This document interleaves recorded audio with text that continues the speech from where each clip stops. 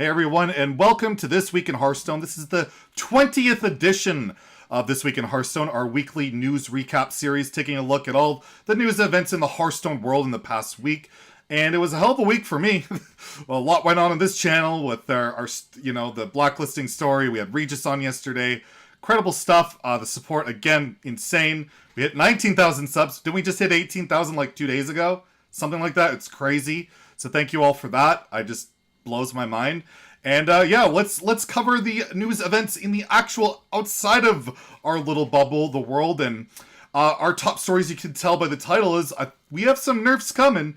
Might not be announced officially yet, but we got nerfs coming. And what will they be? Our second story is more frustration with Blizzard's lack of communication, and it's being pretty noticed by a lot of people, and we'll get into that. We'll have our weekly meta update, taking a look at what's happening in Standard and Wild. And we'll finish off with the mailbag, where I answer your questions that you guys leave in the comments from the prior week. So let's get right into it.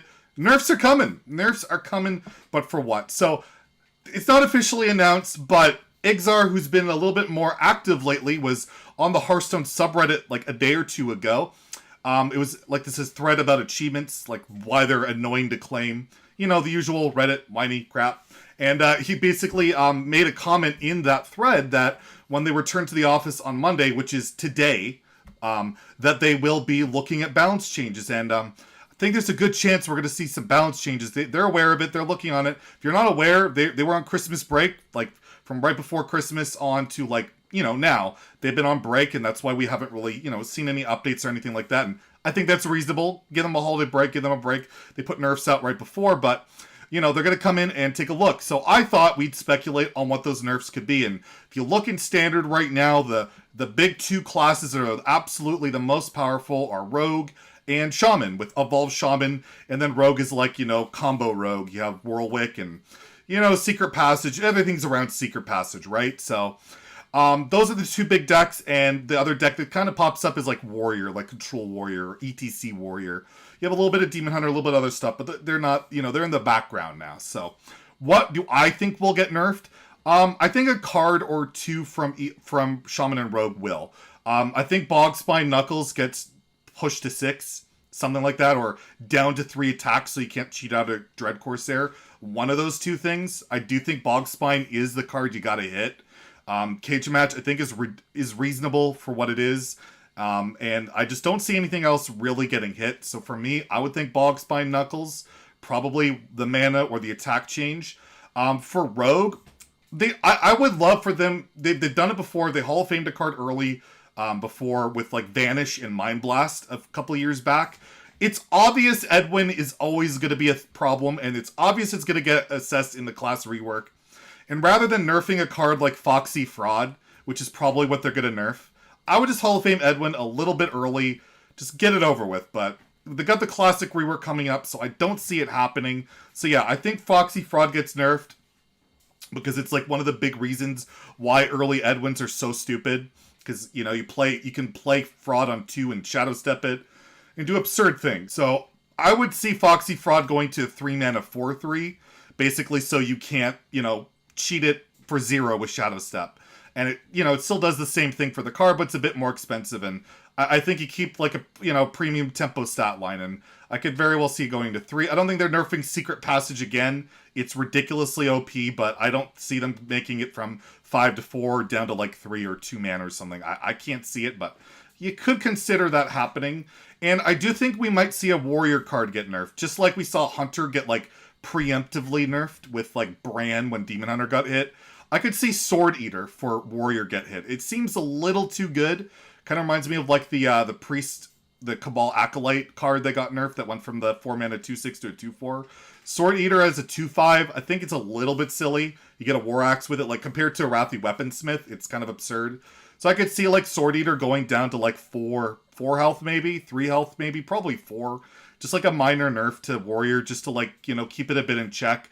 And again, I don't think they're going to nerf Risky Skipper, which is probably the card you could again consider, because it's rotating in like a couple of months. So outside of like Raza and Patches that got nerfed right before it rotated, I would be very surprised to see that happen here. So I think those are probably reasonable balance changes. I don't think we need like anything sweeping. I don't think the meta is atrocious. I just think Rogue and Shaman probably need to be dialed back a bit, but I don't think we're in a particularly horrible spot. And we do have the mini set coming out, so again, let me know in the comments below what you guys think should get nerfed or not nerfed. All that stuff. It's always a fun discussion to have. And then our second story is the communication with Blizzard continues to be awful. Continues to be bad. Igzar stepping up his game. I'll even highlight this tweet here he put out is like New Year's resolution. Igzar himself, lead card designer, said to be a better design manager, be a better community engager, and we've already seen that. I'll show like this thread of like messages from Igzar on Reddit that he's been participating, totally voluntary, and like I said in like a recent video, the devs seem to really be leading by example. They seem to be really getting more involved, more vocal, and it's not like there's an expansion coming out right now. They're just doing it, so that's great. But Blizzard, like corporate Blizzard, remains awful. You look at like the Play Hearthstone Twitter. We haven't had anything posted there since like the 22nd. Ben Hearthstone tweeted this out, showing like Overwatch and World of Warcraft and I think StarCraft, wishing Happy New Year's to everyone. Even the HS Esports group, Twitter, wished Happy New Year to everybody. Just a nice holiday thing. And Play Hearthstone, nothing, like absolutely nothing. And we've heard, like, it's just, we have that huge silence in between, like, the Battle Pass updates that led to this big controversy and frustration. And now we see, like, just even simple holiday wishes. You can put that on a timer. You can say, oh, they're on vacation. Well, right before you go on vacation, schedule a tweet for January 1st. Happy New Year's. Like, I schedule tweets for my YouTube videos. It's not that hard. I don't get why they're so not involved with the community lately, and it's just, again, this continuing trend of like corporate marketing, community management type of Hearthstone is just awful at the moment. But you know, the devs, the esports team, they're all passionate, they're all working, they're all trying to make things better, but the guys at top that actually dictate all this are still silent and seem to be just doing nasty, negative things, and that's a frustration. It continues, and people notice. People absolutely notice. Our next story is the meta update. Standard and Wild, Standard, Evolved Shaman, Rogue, Warrior. There you go. Basically it. I'll highlight a deck. Blastoise took his Highlander Druid deck to top 3 Legend on the very last day of the season, I think. Really near the end of the season. He did really well with it. So if you're looking for something different, it does pretty well. I think it's like 50-50 against Shaman. You have like Ooze and Sticky Fingers in there to help you out. And, you know, you can beat up on some other decks. It seems to do all right against Rogue.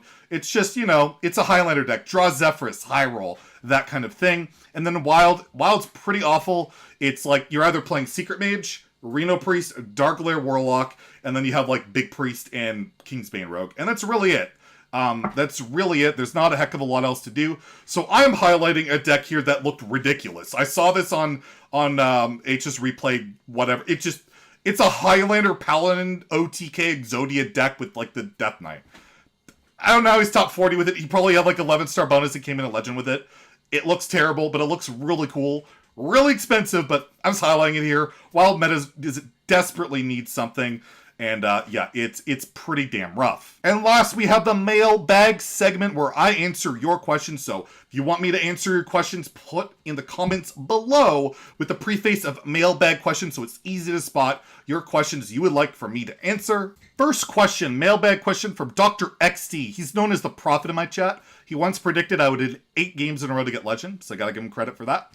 Do you not mention new Twitch partners for Hearthstone anymore, or have there not been any to the list? So on like This Week in Hearthstone a while ago, I mentioned a bunch of new partners. Like I think it was like Corbett, Liquid Ox, some other guys at the time, but there just haven't been that many. There's always like these dry spells or like Twitch like doesn't respond. Like I know Dunkle Doodle Doo, a really good friend of the stream, he's like due for partner any day, but they've literally been, it's like a month and a half they haven't responded to him. But there were 2 partners somewhat recently that I forgot to mention. Martian Boo, I think his name is. He streams Wild.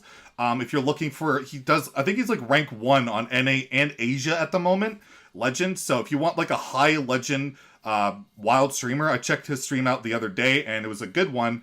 Check him out. It'll be in the description below. And Mark McKeds, I never know how to say the second part.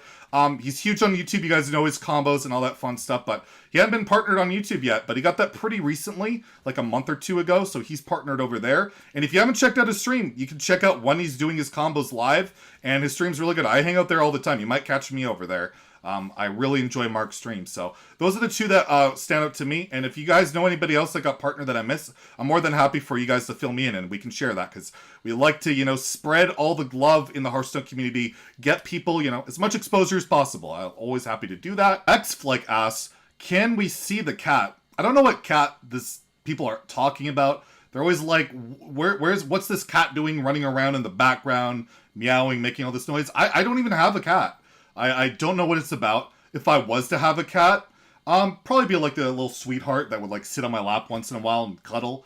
Her name would be Nova, be about 11 years old, and kind of be a bit of a big girl, but she's an absolute blast to have around, has helped me throughout everything going on lately, and it's always nice to have this, if I had a cat, to have this girl with me. So I'll definitely have her wave to you, even though, you know, she doesn't really exist, right? Right, Nova? You don't exist. She doesn't exist. And the last question comes from Mr. Podleo. Would you ever recommend someone new who wishes to start streaming, uploading videos of playing a game to do so or not? Give reasons based on your experience. Thank you. So this is like a common question. How do I get into streaming? Should I stream? Blah, blah, blah. All that kind of stuff. My answer to this always is, if you want to stream, stream. But do it as like a hobby, as something fun to do. Don't go in it with any expectations of like making it your job, you know, making it your living, all that stuff. Like just do it to have fun.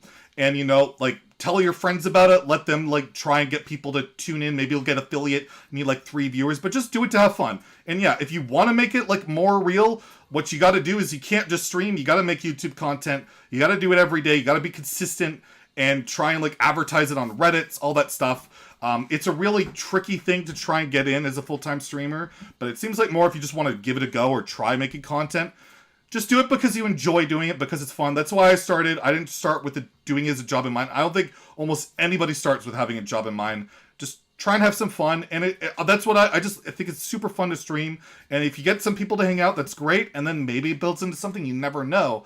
But yeah, just stream if it's something you really want to do, and have fun with it, because streaming is super fun. And, you know, you get to play games. It's awesome. So I definitely recommend giving it a go, even if you're, like, on the fence about it. That's This Week in Hearthstone. Again, if you enjoyed the video, please like and subscribe. And again, thank you guys all so much for your support. I'm going to have a new mic set up in, like, a day or two. So hopefully this will be, like, the last video where I sound like this background garbage and all that. So look forward to that. Have a great day. And stay salty, my friends.